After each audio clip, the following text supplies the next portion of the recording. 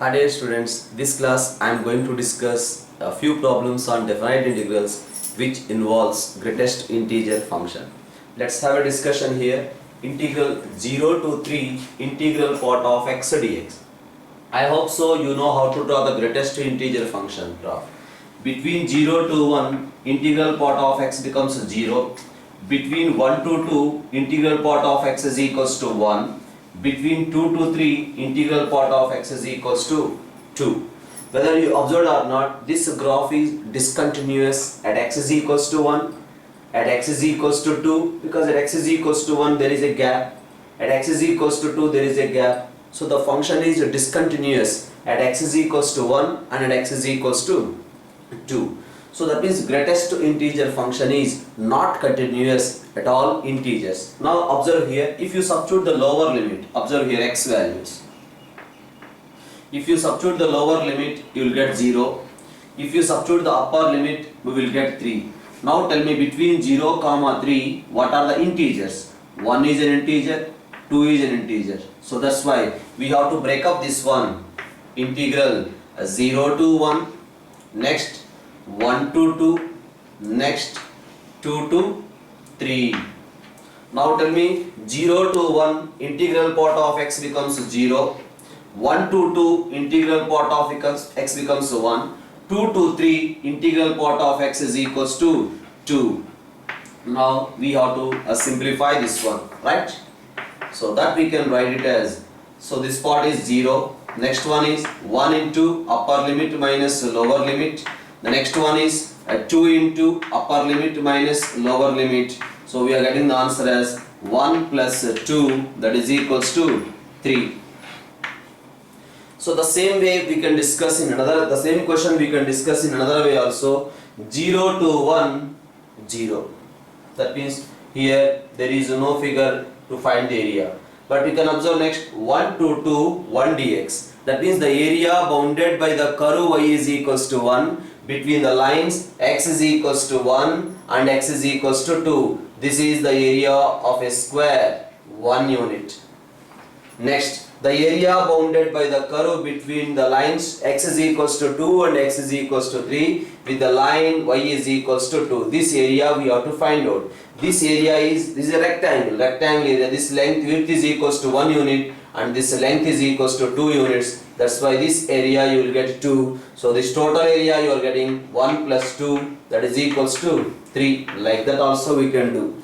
Or otherwise directly we can write this one as, this integration is equals to, we can write 3 into 3 minus 1 divided by 2. Directly we can remember as a formula, n into n minus 1 divided by 2. But the another fantastic shortcut I am going to discuss, that is between 0, 3 integral part of x dx, we got the answer as 3. Between 0, 3 where the function is discontinuous, between 0, 3 the function is discontinuous at x is equals to 1 and at x is equals to 2. That's why the answer we can write directly minus of sum of the points of discontinuity, minus of sum of the points of discontinuity plus number of points of discontinuity. How many? At 2 points the function is discontinuous, is multiplied with upper limit of the integral. Once again, this one we can apply only when the given function is strictly increasing function. When can we say that the function is an increasing function? In the given interval f dash of x greater than 0. So that's why f dash of x you will get 1, it is greater than 0. So that's why it is a strictly increasing function in the interval 0 to 3. That's why we can apply this one. How we did?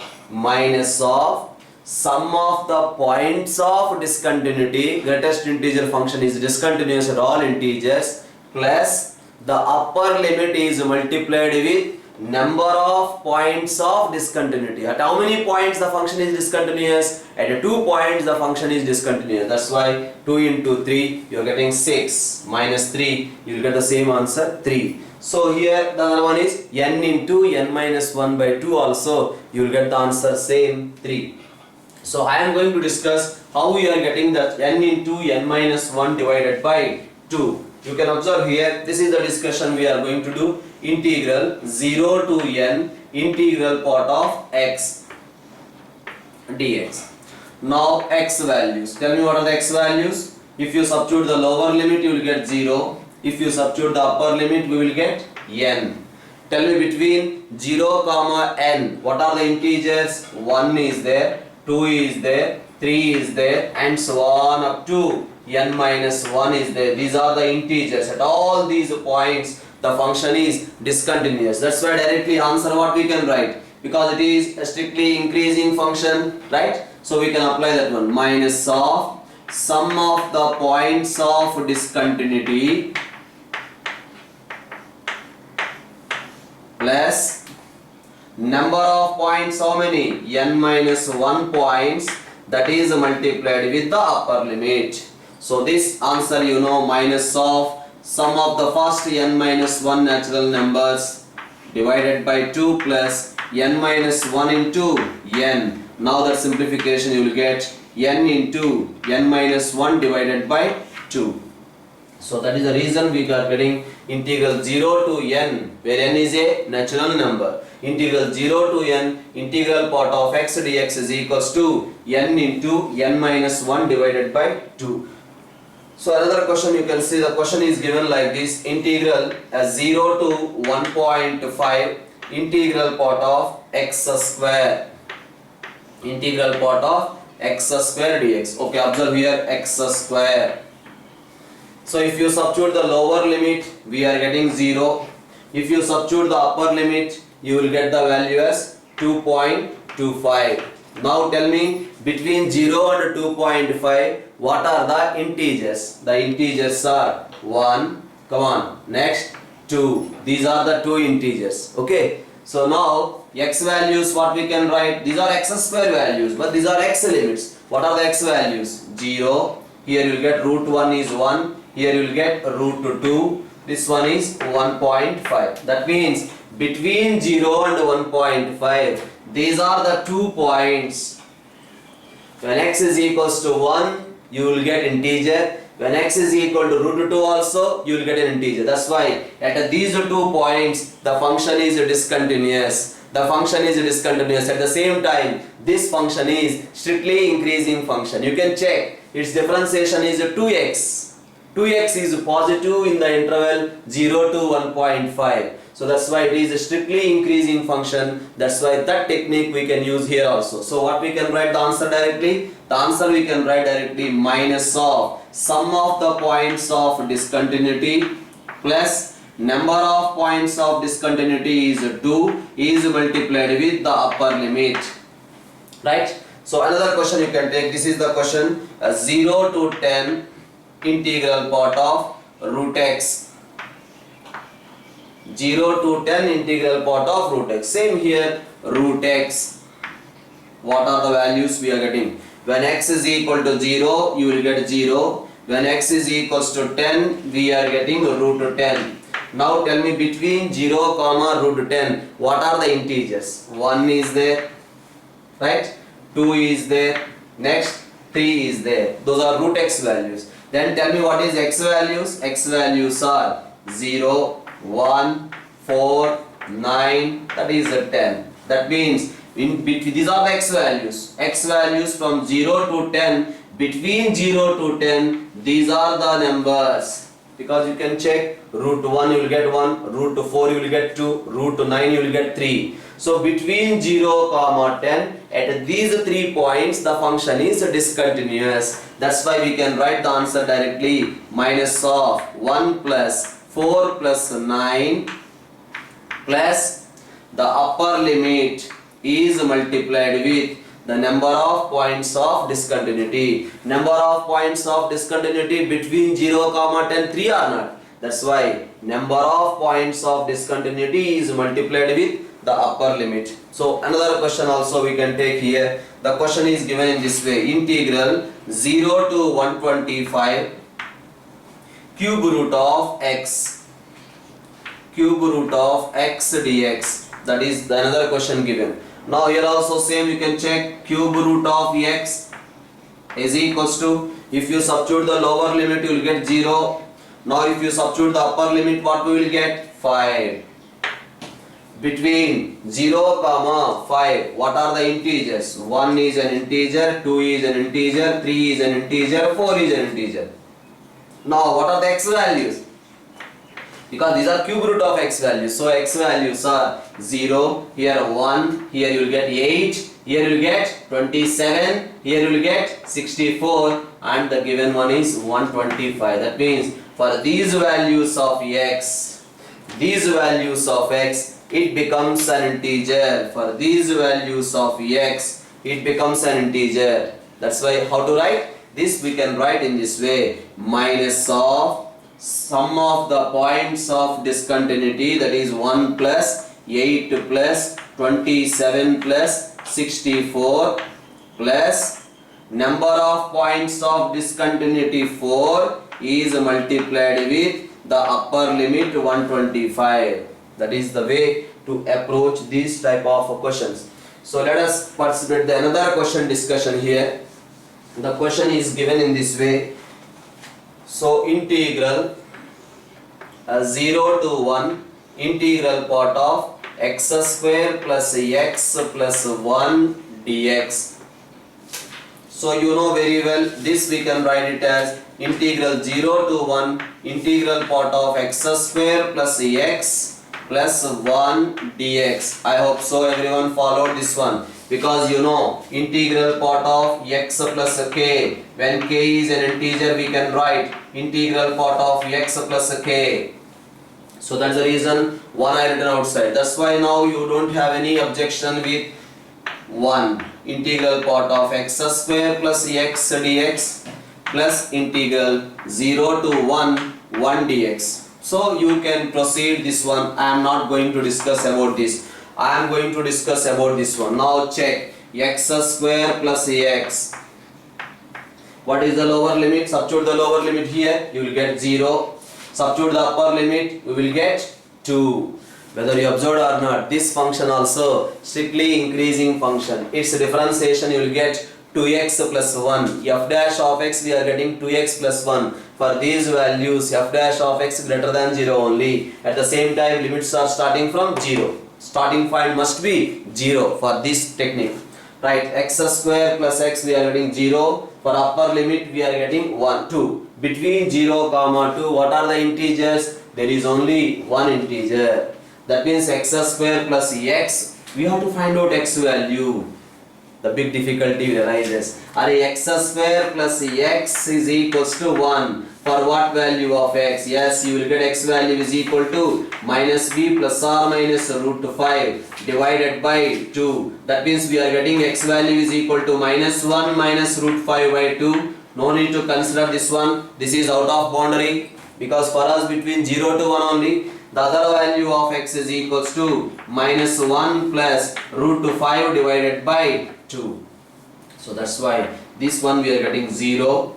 You will get 1 when x is equals to root 5 minus 1 divided by 2. That one is 1.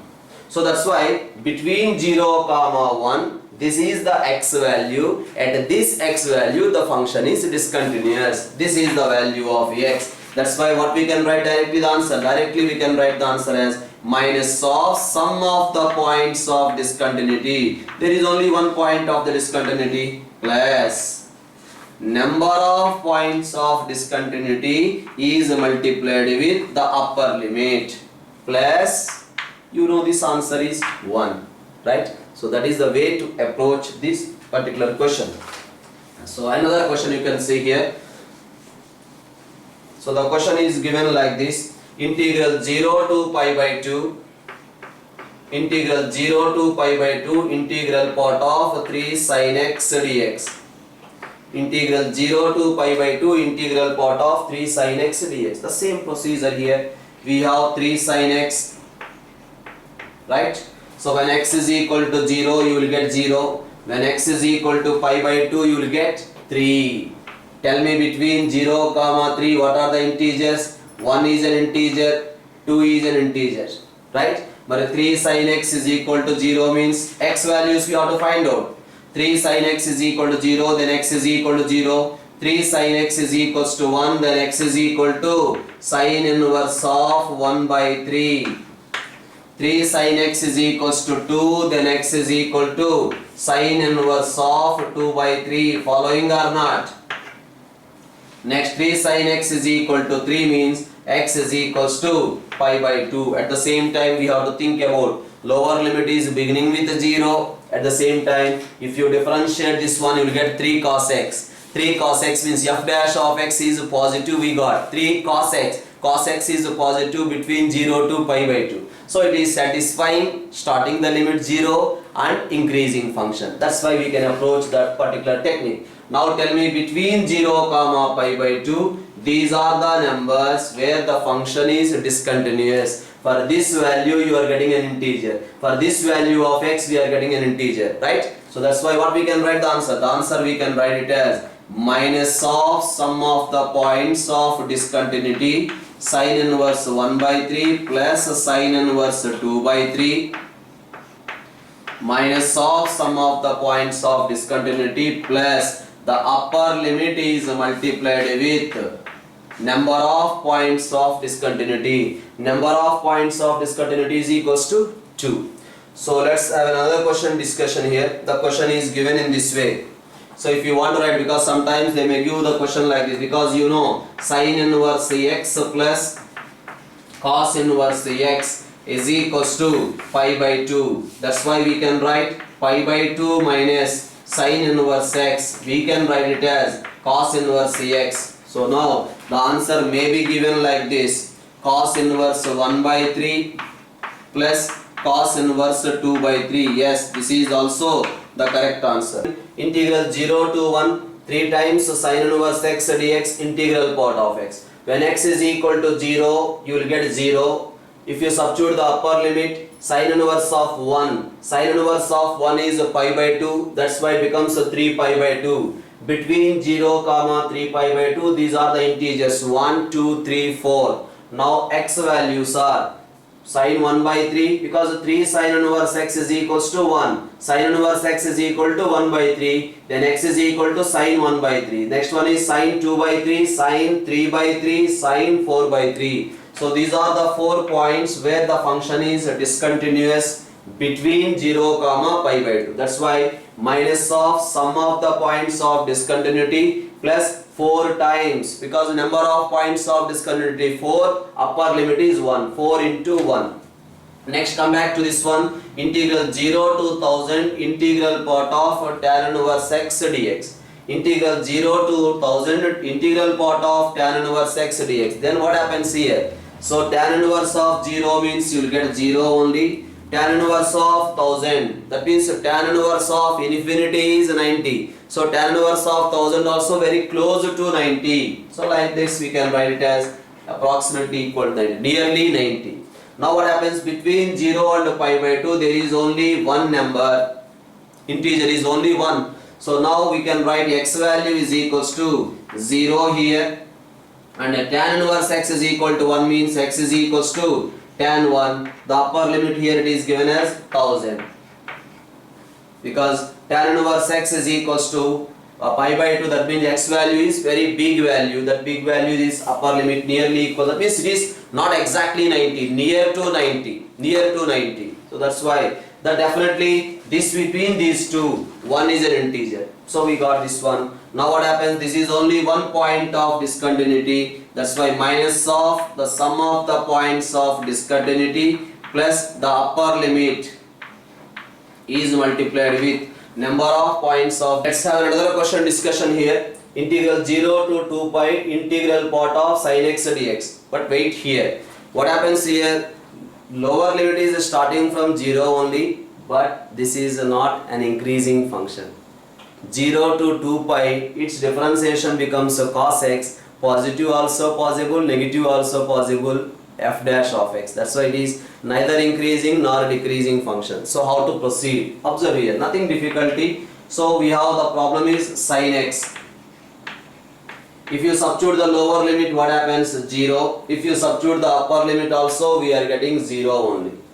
right? Observe here, we are the limits given from 0 to 2 pi.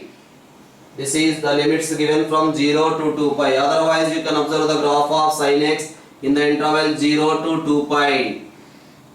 This is 0, at pi by 2 you will get 1, at pi you will get 0, at 3 pi by 2 you will get minus 1, again at 2 pi you will get 0. So that's why what happens, between 0 to 2 pi, between 0 to 2 pi you are getting 1 because increasing, right? 1, again decreasing, so again you will get 0, again decreasing, so you will get minus 1, again it is increasing, you will get 0. So that's why sin x values we are getting starting 0, ending 0, but between these two, 1 is there, 0 is there, minus 1 is also there. Now we have to find out x values. X value is equal to 0. Yes, we are getting 1 at pi by 2. Yes, we are getting 0 at pi. Yes, we are getting minus 1 at 3 pi by 2. Again at 2 pi. Okay. So now the procedure is same. We have to split this one. Integral 0 to pi by 2. Next, pi by 2 to pi. We can't do by that method now. Pi by 2 to pi. Next one is pi to 3 pi by 2. The next we have to write from 3 pi by 2 to 2 pi. Observe here, 0 to pi by 2, it lies between 0 and 1. 0 to pi by 2, in sin x lies between 0 and 1. When sin x lies between 0 and 1, what about integral part of x? Integral part of x is becoming 0. Next, pi by 2 to pi, this sin x lies between 1 and 0. When it lies between 1 and 0, then also the answer is 0. Right? Next, between pi to 3 pi by 2, it lies between 0 and minus 1. Alright, when it lies between 0 and minus 1, what about integral part of x? Minus 1. Next, between 3 pi by 2 to 2 pi, sin x lies between minus 1 and 0. Sin x lies between minus 1 and 0 means integral part is minus 1. So that's why it changes as 0 to pi by 2 we got 0. Pi by 2 to pi also we got 0. Pi to 3 pi by 2 we got minus 1. Again 3 pi by 2 2 pi also we got minus 1. So dx here also dx. Now we can integrate and apply the limit. This is 0 and here also 0 you will get minus 1 into upper limit minus lower limit 3 pi by 2 minus pi. Next also you will get minus 1 into upper limit minus lower limit. We will get the answer. Otherwise the same question we can also do in this way. Let us say I is equals to integral 0 to 2 pi integral part of sin x dx.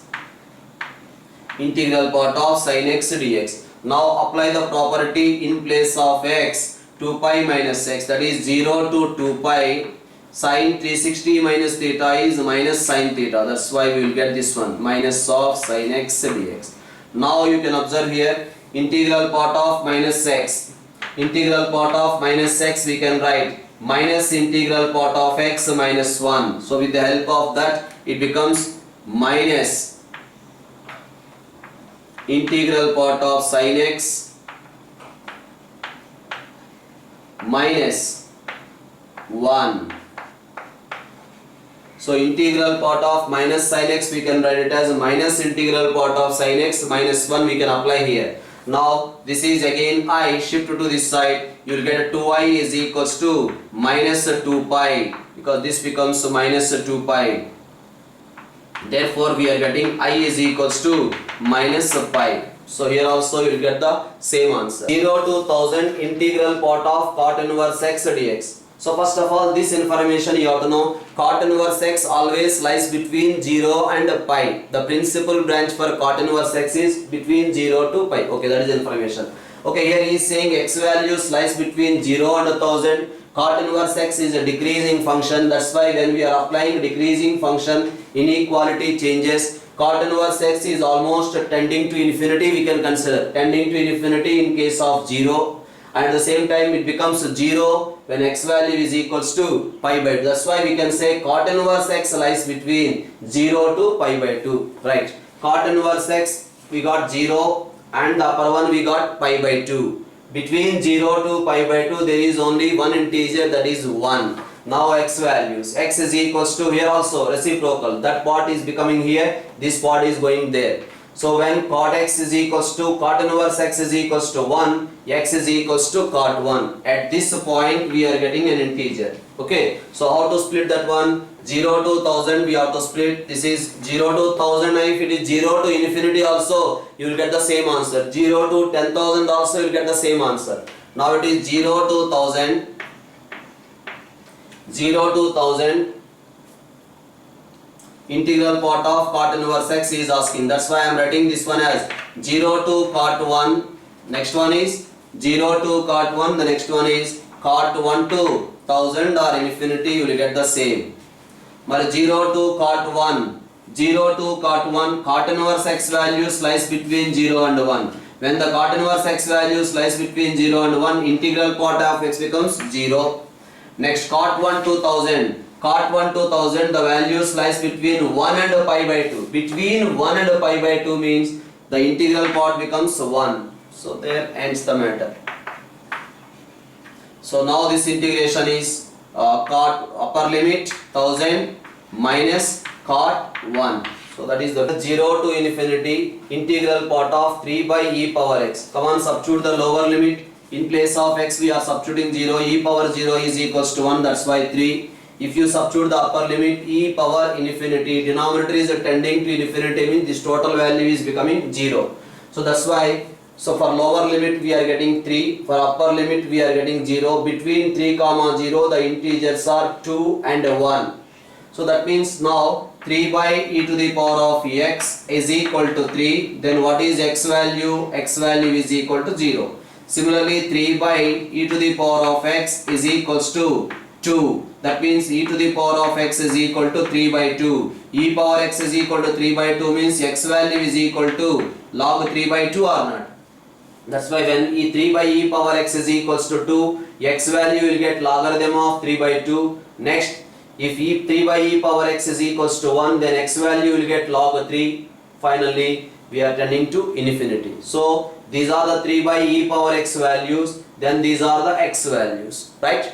Now, when x value is there between 0 to log 3 by 2, log 3 by 2 to log 3, log 3 to infinity. This integral we have to split in this way. Now observe 0 to log 3 by 2, the values are there between 3 and 2. When the values are there between 3 and 2, integral part becomes 2. Next, when the x values are there between log 3 by 2 to log 3, 3 by e power x values are there between 2 and 1. Between 2 and 1, integral part becomes 1. Next, when x values are there between log 3 to infinity, x value 3 by e power x is there between 1 and 0. Between 1 and 0, integral part becomes 0. So now you can simplify and apply the limits.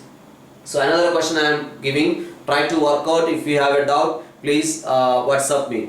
So minus pi by 2 to 2 pi integral part of cot inverse x dx. What about this one? I discussed 0 to 1000 integral part of cot inverse x. Think in that way. So minus pi by 2 to 2 pi integral part of cot inverse x dx is equals to, this is the breaking given. Try. Okay. So that is the discussion. At the same time, you keep it in your mind. Cot inverse x always lies between 0 and pi. Between 0 comma pi, what are the integers? Between 0 comma pi, the integers are 1, 2, 3. So think in the direction and try to work out this question. Okay. Bye bye.